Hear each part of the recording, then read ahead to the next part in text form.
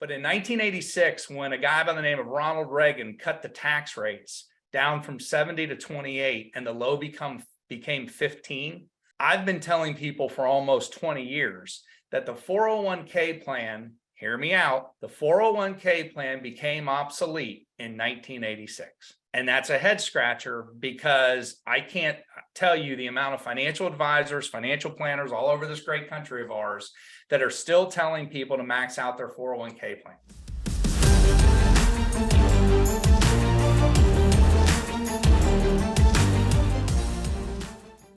Brian Shea here today, who's going to be stepping in for Chris and Steven. Like I said, they are off at an event right now. You're doing what you're all doing here today. You're here to learn from somebody new, to gain new insights. That's what Chris and Steven are doing too. I love that they're taking the time to do that, and I'm excited to see what they come back with. And so today we've got Brian Shea, who, if you've been joining the webinars for a while now, Brian, you have been a guest, I think, a couple of times so far, and you've usually talked about, asset protection with like the long-term care aspect. And so today we're going to be talking about a couple of things and how Brian's also going to be joining us here with all things Chris Naugle too. And I'll give you a little background on Brian real quick. So he has extensive background in the financial industry and has been serving his clients since 1996. So his experience spans over 2 decades, serving as COO and CFO of multiple organizations, and then founding his company, Sterling Wyatt. He has a wide knowledge of financial statements, tax returns, P&L, and all the things that it takes to run a business successfully. Yesterday, we met really quickly with Brian, and Chris is always saying, be the banks or beat the banks or hate the banks. And Brian said something about his MO was like how to beat the heck out of the government when it comes to taxes. So we're definitely in for a good call today. So we're going to talk about things like whether it's tax strategies through, a real estate vehicle or the insurance things that we do. Brian's going to touch on that.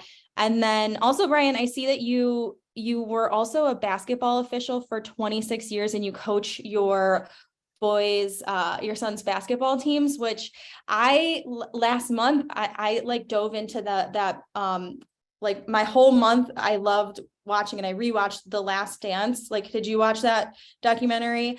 I loved that so much. And I thought of, when I read that in your bio about basketball, it made me think of, I'm sure players, when they know someone's on their ass, they end up playing better, and we all have the government on our ass, so it's like we got to play better. So I'll kick it over to you and let you kind of go from here, and then just cue me on any of the slides that you need, because I have them up and ready. Sounds great, Shauna. Thanks for the kind words, and welcome everybody to your Wealth Wednesday webinar. Again, Shauna, I appreciate those kind words. Thanks for handling all the logistics and getting things running today. I will cue you up on a couple of the slides. For everybody here in regards to the chat, the basketball referee world is what everybody always likes to ask me about. So, and I'm happy to answer any of those questions. I spent 26 years working as a NCAA men's basketball official. Don't Google me, don't YouTube me, because there's all kinds of stuff out there of me getting rid of coaches and things like that. And I don't want to offend anyone that happens to be a fan of some team. But again, I'm Brian Shea. I'm standing in for Chris Naugle. Going to give you a little bit of an abbreviated version of your Wealth Wednesday webinar today while Chris is traveling. And again, he's sharpening the saw just like you guys are. And I believe he'll be back in the saddle next week. Although there have been some questions on whether or not he's entered the witness protection program after the Buffalo Bills lost last Saturday in the snowstorm, but just kidding. I have no idea whether or not Chris is even a Bills fan, and I am certainly not a Cincinnati Bengals fan. As you know, Chris is incredible at what he does. He's constantly mentoring people all over this great country of ours. I've been honored in the past to be on his show, and I'm just incredibly honored today to attempt to fill some small portion of his shoes in his absence. When I got the invite here, and Chris and I have talked on I've known him for years, and I've known a number of his team members for many, many years. When I read a little bit of the mantra of the Money School, to be blunt, I just felt that it was necessary to relay it again to all of the people here. So I'm going to take a shot at this without sounding like I'm reading it, but it's certainly not my own words. But the wealthiest individuals use simple methods and strategies that actually are available to you and I, ways that allow you to legally increase the value of every dollar that you earn and keep more of what you make without breaking any law. And to keep more of what you make, you'll find runs near and dear to my heart, because I have a mantra that it doesn't matter how much money you make, it matters how much you keep. And for 25 years, I've really focused my practice and everything that I do with regards to tax strategies. It's only when methods like these are not shared and taught that a wide gap is created between the struggling majority and the affluent few. Money School's focus and the team here at the Money School has always been to break down the barriers and spread the truth about money that swings the big door. The stuff that never changes. Year after year, the entire Money School team have been dedicated to teach anyone who is willing, again, to come to these trainings, learn the financial concepts, sharpen the saw, and these strategies that have survived for centuries, and how to be your own bank. Lots of safe middle-class families might find themselves struggling to make ends meet when all of this blows over, but it doesn't have to be like that at all.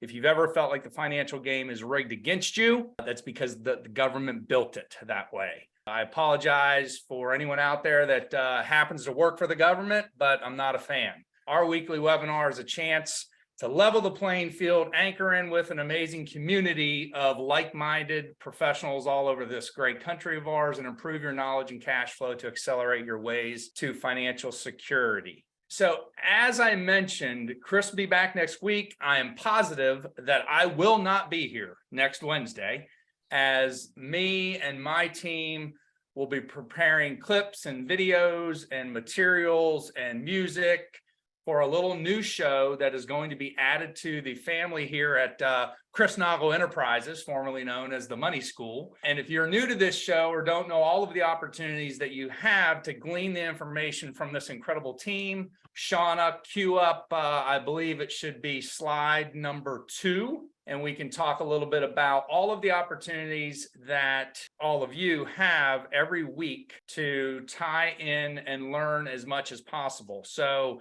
here's a list of, when Chris and I started talking a little bit about what I'm going to talk with you a little bit about today, I said, I'm a Fox News guy. I'm just going to throw it out there. I just want, there's the Hannity show and the Tucker Carlson show and the Ingram Angle show. But here at the Money School, you've got lots of opportunities. On Mondays, we host the Money Club Monday, which is a public webinar at 1 p.m. Eastern. That is every Monday. We're going to talk a little bit about the new thing today, which is Tax Tip Tuesday, which will be hosted by yours truly, myself. And we'll talk about what I've coined Shay's way of doing things in whether it be investment, insurance, tax, business, real estate, everything that I've done for 25 years, which will air 2 weeks from yesterday, February 7th at 1 p.m. Eastern. And then if you just have to have a little bit more, then there's Wednesday, and we've got 3 slots on Wednesday. We've got WTF. I'm just going to keep it kid rated today. Which is a live stream at 9:30 in the morning. And then this show every Wednesday, Wealth Wednesday webinar, normally hosted by Chris, again at 1 o'clock. And then for everybody, including Chris, that likes to enjoy at least one cold beverage from time to time, an adult cocktail, you can tie into Ask Me Anything at 4:30 on Wednesdays, and we have some fun. And then we rest on Thursday. And then I know that most people have had the opportunity to meet Stephen Nagy, one of our great team members. He's got a show that's coming soon on Friday. And then lastly, for our premier members of the Private Money Club, the 3rd Thursday of the month, you've got a great opportunity for 2 hours of just one-on-one coaching on the call on Zoom. And we do that at 6 o'clock, again, the 3rd Thursday. So lots of opportunities for you guys to tie in and continue to sharpen the saw. Today, I'm going to talk a little bit about the stock market. I'm going to talk a little bit about the investments. I'm kind of giving you, I have a big belief in kind of begin with the end in mind. It's an old, one of the 7 habits of Covey. But we'll talk a little bit about the stock market today. Going to talk a little bit about testing your thoughts on where you believe marginal income tax rates are going to be. This is not something that I've been spending 20 years doing. So if there's Q&A at any time, I'm hoping to God Shauna's all over that, which I'm assuming she is. So Shauna, just tell me to be quiet, or tell me there's a question, or throw something at me through the monitor, and we'll go from that. Let's start here in the chat.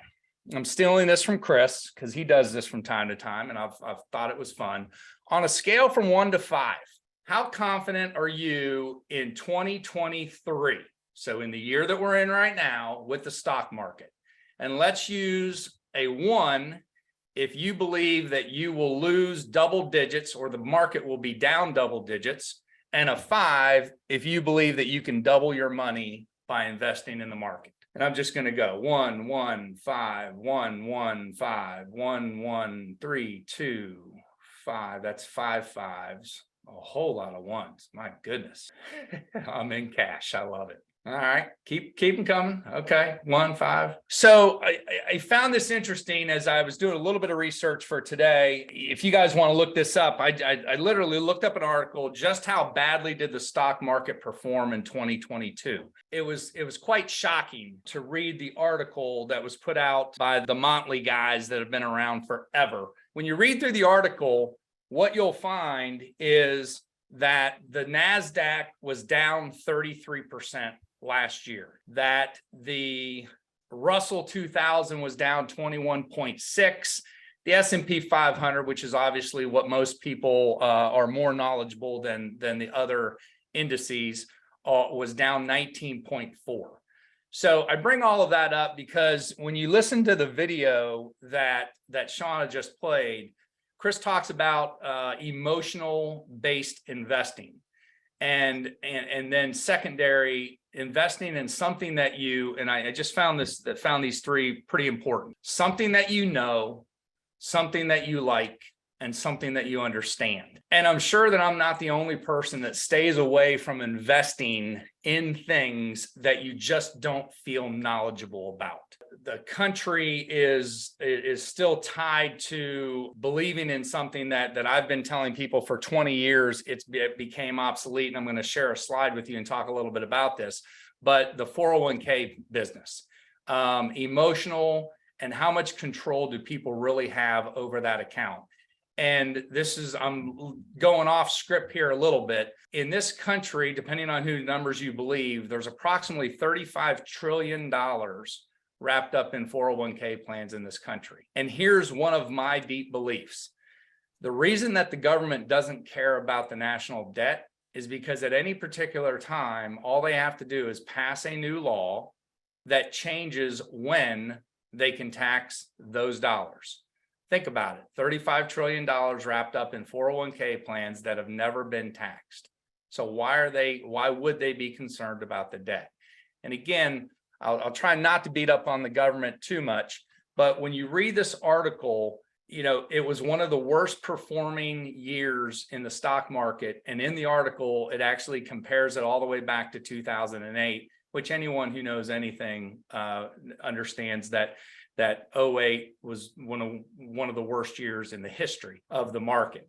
And then secondary to that, think about what Chris was saying in regards to being logical, using your brain, and not being what I call the neighbor next door or the friend next door. Personally, I've got a guy that every other day he's telling me that he's going to just quit his job if it happens, if the market returns, if he hits the lottery, so to speak. And using logic and staying within your lane is something that we absolutely want you to constantly do. Shauna, if you don't mind, I'm going to use slide 3 here in a minute, but let me pivot to an area, that is a little bit near and dear to my heart, and what I'll be talking a lot more about on February 7th. In the chat, we're going to do this one more time. Do you believe marginal, and we're just going to go higher or lower? And here's the question. Do you believe marginal income tax rates are going to be higher or lower in the future? So I didn't see one person type lower. The reason why I bring this up, and this is a slide that I've been using for, let's just say a long time. Shauna gave me my bio. It just made me feel really old, by the way, Shauna. But as I've been using this slide, and when I use it in a presentation, these things come in and they come in one by one. But the reason I bring it up is this. If you believe marginal income tax rates are going to be higher in the future, then obviously it makes no sense to defer paying taxes today so you can pay them later on in life. I don't care what college, university that you want to bring up. None of them are teaching anything different than when I went to college, which was go to college, get a degree, get out, get a good job, and max out your 401k plan, which is in the absolute best interest of the government of the United States so they can tax $35 trillion at some point in time in the future. So I use this slide because if you walk down the street or put 1,000 people in the room and you ask them if marginal income tax rates are going to be higher in the future, most people say yes. Or if you say, hey, how do you feel about taxes right now? You get the roll of the eyes and people say, oh, taxes have never been worse than they are today.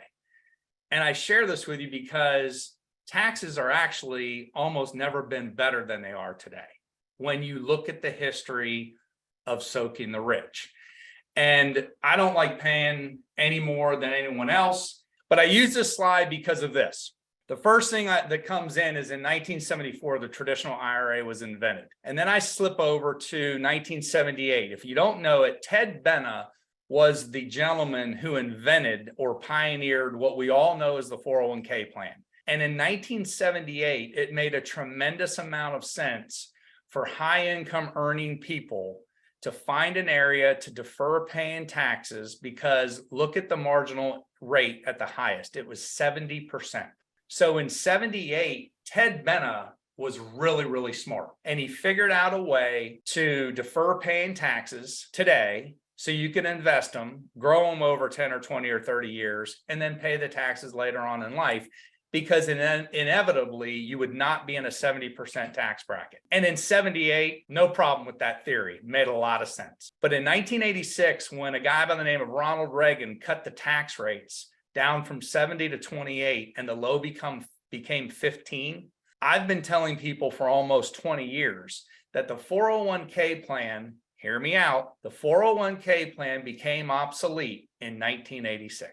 And that's a head scratcher because I can't tell you the amount of financial advisors, financial planners all over this great country of ours that are still telling people to max out their 401k plans. And I know that I'm preaching to the choir here a little bit at the money school, but I share that because it was in 78 when that happened. The government tried to help people, which they never do. In 97, they invented what we all know as the Roth IRA, and then they put all kinds of income restrictions on them and all kinds of rules.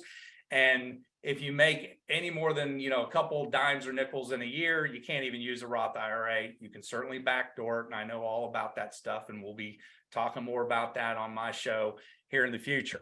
And then you talk about the Secure Act, and the reason that way up there in the top left-hand corner, there's this thing called life insurance. And I know that Chris and the whole team talks a lot about it. And so do I. The reason it makes the slide, though, in my presentation is this. I put it there to explain to people that the government of the United States did not invent life insurance, which means we don't have to play by their rules. And again, I know I'm preaching to the choir here a little bit, but properly designed, properly crafted, and properly funded, it may be one of the greatest tax shelters still left in the IRC tax code that you are legally allowed to use. If you don't know anything about the Secure Act of 2019 and now the Secure Act 2.0 that has just recently came out, highly suggest that A, you get knowledgeable about it.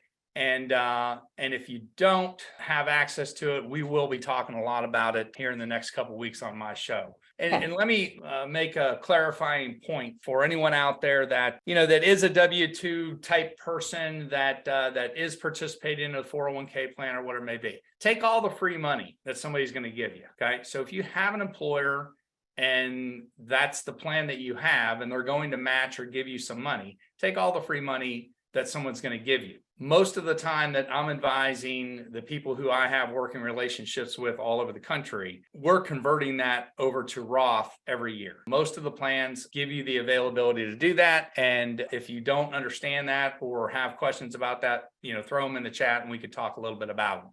I have a question on that real quick, Brian. Yeah. So as an employer the people who offer the match, is it essentially for them, as they offer those matches, it's probably helping their taxes in some way, and because they're kind of offsetting that essentially over into your plan. And then do you think that's like how we've come to this place where that's what we're believing in, because somebody's got to pay it, and it's like the businesses are kind of spreading the pay in the form of those taxes that'll happen later on for somebody else? Because is it a benefit to a business to offer those plans? Yeah, it's absolutely a benefit to the business to offer the plan on a number of levels. One, any business out there, they're always looking to grab a hold of the best talent base. If they can say, hey, we offer the retirement plan, we offer comprehensive employee benefits, life insurance, long-term care, short-term, long-term disability, 401k with a match, all of that stuff is in the best interest of the company. And then obviously they'll do a match. The area that really I want everyone to understand is, if you're that type of person that is, my employer offers a 401k plan and they match 3 or 6%, and you're deferring 13, 14, 15% or maxing your 401k contribution out, then all you're doing is building a taxable bomb that's going to go off at the worst point in your life, which is when you retire. So that's the area. And then if you don't know if your plan has what is called in-service conversion ability, then you need to find that out through your employer, your HR department, whatever it may be. You want to find out, can you convert your money over onto the Roth side every year? There's no free lunch. You got to pay the tax, but you're most of the time going, if you're using comprehensive tax strategies, you're going to be in a far lower tax rate now than you will be later on in trying to convert them then. And you don't have a YouTube channel, right? We're just doing the webinar on Tuesdays. Was that a question for me? I think so. Do you have a YouTube channel? What's YouTube? I'm kidding. In the future, tune in. It's coming. There's one other note that I want to make that came out today, and I just want to. It's so unbelievable that if you don't know about it, it's all over the news, and it's been there for a little while. The government is always looking to either A, get tax dollars while you're alive, or then B, get them whenever you're dead. And there are different states. Let me say it that way. There's a few states that their policies are so poor that they're driving the population out of the state. And that I'm not going to hurt anybody's feeling there. Obviously, New York's a big one, and California is an enormous one. I happen to live in the great state of Florida. Trust me, our population is not going down at all. And arguably, we have one of the greatest governors right now in the country. But the policies of mainly, let's just throw it out there for California and New York. The policies are so bad that they're driving people away. And now, instead of just letting them go, the states are trying to figure out ways of actually taxing the people that are leaving. So you live in California and you don't want to pay the unbelievable taxes there. So you're moving to Nevada and you're moving to Texas. And now California is looking to pass law that says that they can continue to tax you after you leave the state. Wow. That's how bad things are with respect to what's happening in a number of those states and those policies that are so detrimental to the citizens of those states. New Jersey's always had an exit tax. Sorry, it's just incredible. I'm unclear on your taxable rate after retirement. Hypothetically, shouldn't it be lower than while you were working? How is your tax rate considered beyond that point if you are not drawing the same income? Okay, so I'm going to answer that with a statement. And for the person, I'm more than happy to talk a little bit about this off channel. Thanks, Shauna, for getting that out of there. Here's the question. Describe to me the circumstances of the tax rates when you retire. The answer is you can't, because no one has a crystal ball. And the blanket that the government's pulled over the country's eyes are defer paying your taxes today, because later on in life, when you retire, you'll be in a lower tax rate. Here's the deal. First of all, if you're going to do something with your life and you're going to make some pretty good money, you're not going to be in a lower tax rate later on. Now let's talk about income. Well, what else happens as you age and you get closer to retirement? Your kids are grown, bye-bye tax deduction. Most of the time you're trying to pay off a mortgage, bye-bye another tax deduction. When you get into that point, the chances of you spending more money in retirement is very, very low. I don't want to mention the person's name. I'm new to this, so I don't want to offend anyone. The question begs me to bring up a point. Here's a book reference for you. If you haven't read a book I didn't write the book. It's written by David McKnight. And McKnight was a financial planner, certified finance CFP guy, sort of like me, but he wrote a book called The Power of Zero back in 2014. I don't meet with a prospective client until they read the book. I buy the book, and Melissa, my assistant, Amazon, the good people at Amazon, deliver them to the doorstep. It's 160 pages. You'll read it in about 90 minutes, cover to cover. It's not a textbook. It's written for everyday America, and it's about getting to a 0% tax rate in retirement. And is that obtainable? And the answer is yes, that you can be in a 0% tax rate in retirement. The person who asked that question, I would highly encourage you reading the book.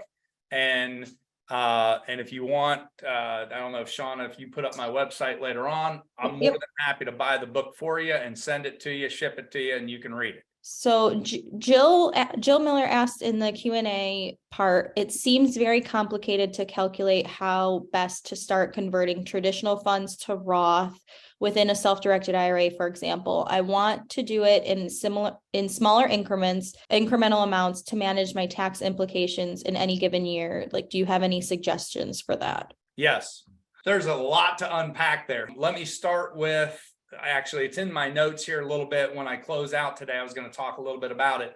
But the first question I have is, what's the quality of your CPA? Is your CPA doing comprehensive tax strategies for you?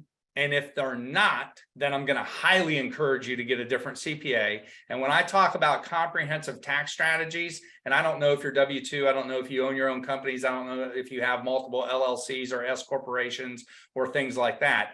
But when I talk about, I'm not talking about you're calling your CPA on December 15th and saying, hey, do you have some tax strategies for before the end of the year? Or, is your CPA saying, go out and buy some equipment or something like that? Figuring out the amount of tax that you're going to pay on doing a conversion over to the Roth is not that complicated if you're working with a tax strategy CPA. And I'm just going to throw this out there because you use the word complicated. Later on in my notes, I'm going to talk about, there's two areas that I believe everyone in the world work in. One I call sophisticated confusion, and the other I call mature simplicity. Everything I do is mature simplicity. What I would urge you to think about is this. Even if you're making seven-figure income, if you're working with a quality CPA that's doing comprehensive tax strategies and you have some entities, LLC, S corporation, things like that, then you can get to an effective tax rate of about 20%.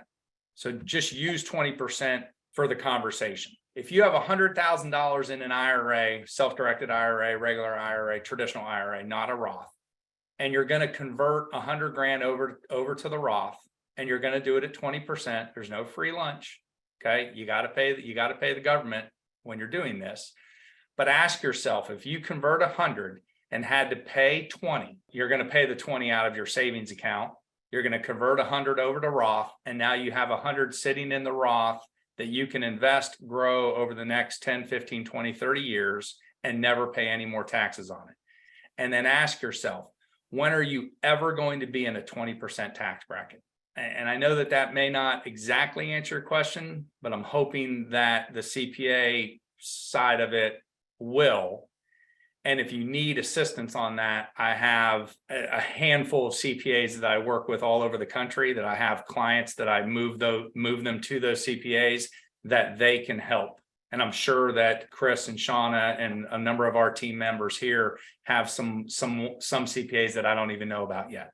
She expanded a little and just said that she's read the power of zero, and that's why she asked. She said the problem is when she asks CPA, she can't really get the right help. So that did sound like you hit on that. And then there was one more question from Mark up, and he said it a little while ago, but he said, for 59-and-a-half-year-old, do you recommend rolling over an existing traditional IRA to self-directed either way? So I'm not sure. 59 and 59.5 wants to know if I would recommend him rolling it over. yeah, I think so. Yeah, I mean, the 59.5 A Roth. Yeah. Oh, roll over a Roth. Yeah, Convert to a Roth. I think so. An existing traditional IRA to a Roth, or a self-directed IRA, or both, or either. And I'm not really sure how that works. Yeah, you can go either way there. I'm a huge proponent of Roth. I know that some of the teachings that we do here involve self-directed IRA. And if you're using that, to do real estate investment or different things inside your self-directed IRA, I get it. I get it. I totally understand why you would do that. I understand the benefits of it and all of those things. Just about everything that I do is in line with the power of zero. Therefore, I'm teaching to move to the Roth. Okay, because you can still invest depending on your age and things like that, but you can still use it, you can still invest it, you can still use it to do real estate investing in. So you can go self-directed or you can go Roth. I'm going to tell you to go Roth, just to shorten my answer.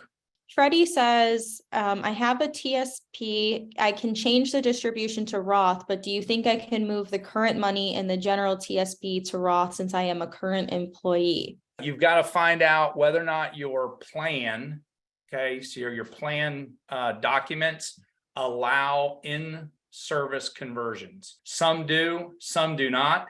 So what you're saying is you're still an employee, therefore you may be able to, it depends on the docs. And if you're not, I don't know the size of your employer or things like that. But if it's small enough, go ask if they're looking to, or if they can go to whoever's the custodian of it, Fidelity, Principal, large companies like that. They can go and tweak the documents to allow in-service conversions. He said, not small, I work for the feds, but isn't it what you said about the I forget what you called it, but isn't it after so many years you can do that in conversion sometimes? It's like after so many years of employment. Yeah. And I'm just going to use the guy's name, Freddie. When you said you had a TSA, I figured you were a government employee, but I didn't want to throw that out there, especially since I'm talking so highly about the government today. I'm just kidding, man. That's a situation where you're probably looking at waiting until you stop working there, retire, get out of there. And then, the federal plans are a little bit niche, where you kind of have to sit down and really look at them and go, okay, got to crunch the numbers here. Again, it's mature simplicity. It's not hard. It's just math. But you can certainly, you want to get that over into that non-taxable environment in the future. As the money school teaches, and I brought it up earlier, I wrote this in my notes just to share with everybody today. If you've read The Power of Zero and you're employing those tactics, which I highly recommend, by the way, it is practically impossible. And I could put a line through the word practically. It is impossible to get to a 0% tax bracket in retirement without owning some type of permanent life insurance protection. And then the rest of my sentence says this. And if you're not new to this show, then you know that what we believe you should do. You should be using a whole life insurance policy that is issued by a mutual company that pays a dividend. I would go one step further out there maybe rub some rhubarb that maybe I shouldn't, but I would say that is a non-direct recognition policy. Most people in this country have never heard of the words non-direct recognition. Most insurance people have no idea what that means, and financial advisors practically have never heard of it either. But I would tell you, a whole life insurance, mutual-based company that pays a dividend, that is a non-direct recognition company. And then we did put the direct link to your website where it's sterlingwyatt.com/power-of-0. I put it in the chat so you can get directly to that book. And then it is also, I did find it on Amazon as well. And it is on, I mean, it depends too. I have Audible, so I'm always sitting on some credits, but it does look like you could also, buy it on Audible too.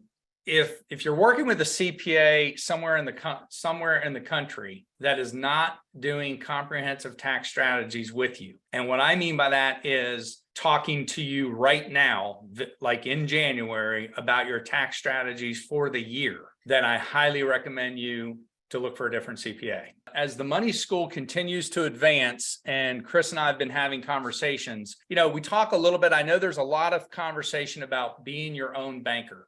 And obviously, I know that stuff back in my hand, been doing it 20 plus years. So at the same time, there's the real estate, self-directed IRA conversation, investment channel. And there's almost like two roads in the money school. And I can't eloquently say it the way Chris says it. If I'm talking to anyone about investment, or if I'm talking about insurance, or both, everything that I do has some type of, everything that you do has tax implications to it.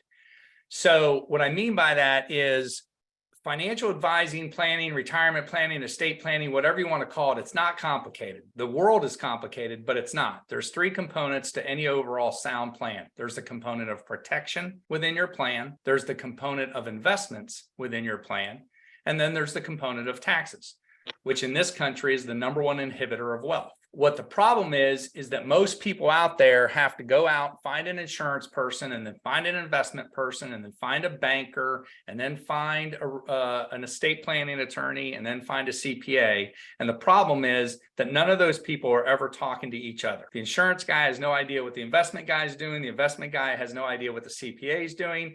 And all of it has tax implications to it. So the area of Shay's Way and Tax Tip Tuesday, which will launch on February 7th at 1 p.m. Eastern Standard Time, will have tax strategies that you can employ in the different areas of your financial lives.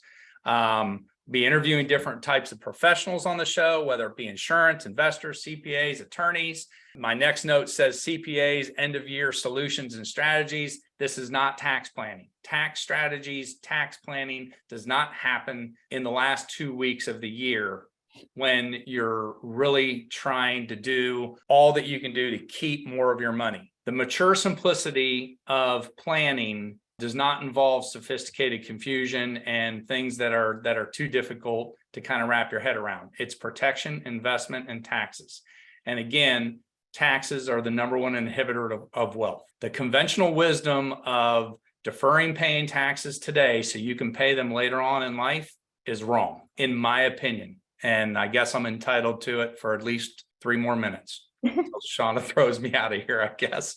I did put your Calendly link in the chat, as well as right before we hopped on, I made that webinar link so you can register for that February 7th. I'll put it in the chat again. And then those 3 components again were protection. I see it. Yeah, for Deborah. Deborah, it's this simple: protection, investment, taxes. And I'll say that, I'll kind of expand on that just to share a little bit more. Most of the people out there that just submit in the conventional wisdom, they're wrong. Everyone wants to start with the investments because it's a sexy conversation. Let me show you. If you take X amount of money and you put it in this bucket and we earn this amount of interest over time, look how much money you're going to have at some point in time in the future. It's an easy conversation. It's a sexy conversation. It's exciting, all of that stuff. If you start with the investment component of your overall plan, it's like building a house starting with the roof. You can't do it. You have to have the foundation of protection first. And the problem with it is the majority of the financial people, I'm just going to call them people because they're not bad, planners, financial advisors, whatever. They're not bad people. They can't have the conversation regarding the protection component of someone's overall plan. Again, they're not bad people. They just don't know how to have the conversation. They certainly don't understand how permanent life insurance is an asset, not an expense, which is what most people believe. And if it's properly designed, properly crafted, properly funded, it's one of the greatest tax shelters still left in the country. In addition, the way that we design, the way we use, if you will, and design permanent life insurance, it's an asset and it's for living benefits in addition to taking care of your family, God forbid something were to happen to you. So Deborah, long answer to the protection, investment, taxes, PIT. I've got one more thing in closing. Would it be fair to say we're at the end, right? Taxes are happening now. So like, we don't need to beat ourselves up about maybe the strategies that we don't have in place right now. Is there any advice for when we do get to our current CPAs this year, when we do have the ways that we've been doing it, like any advice for how to position, like how do we do better next year? And then also like, if they don't have an answer, how do you go and find that next one? Because I'm sure the CPAs, when it comes to this time of the year, also the last thing that they want to do, of course, is probably stop and talk to you because they've got a huge Rolodex of people trying to get in their office. So is there any advice, is there any advice to this time of the year, or like, because all the 1099s are going out, everybody in our group and myself included too, is I know like over the last few years, like my income has changed in different ways. So it's like everybody's learning new things. Like everybody, like I used to only be a W-2 and now I've got a W-2, a 1099, like all these things. And I know that everybody else is in the same way because we're all learning new strategies. And then it comes to like right here. And so I don't know, any advice to wrap all of that up, because everybody here probably has something new to their taxes than they did last year or the year before. Yeah. If you're not working with a tax strategy, tax planning CPA, go get a different CPA. Number two, everyone's situation is different. I have multiple LLCs. I have multiple S corporations. So if you can create entities like that, here are two small tax strategies to take to your CPA. All right, since Shauna asked, these are pro bono on the house. A, if you have children and those children are minors, are you paying them? Are they part of your organization? Are they on the payroll? Because whether or not they were born yesterday, they should be on your payroll. So that's one. Under the age of 14, you can pay them around $6,900 a year. Over the age of 14, you can get almost up to $13,000 now. So that would be one. Number two, here's a double dip for you. If you have your own organization or corporations, I think it's IRC tax code 250, maybe. I call it the Augusta rule. This is where you are allowed to rent your home 14 times per year to your organization. For example, again, mature simplicity. My wife and I talk business all the time. If we were going to go rent a conference center at a hotel, that would cost money. So her and I are allowed to rent our home to my corporation 14 times a year, where my corporation gets to pay us a rental fee and we don't have to pick it up as income. So it's a double dip tax strategy. So depending on where you live, that may be 10, that may be upwards towards $20,000 or $25,000 a year that you can expense to your company and pick it up as tax-free income. Got to tune into February 7th and then on to get more of those. If you have multiple entities, can you double dip? No. Good question.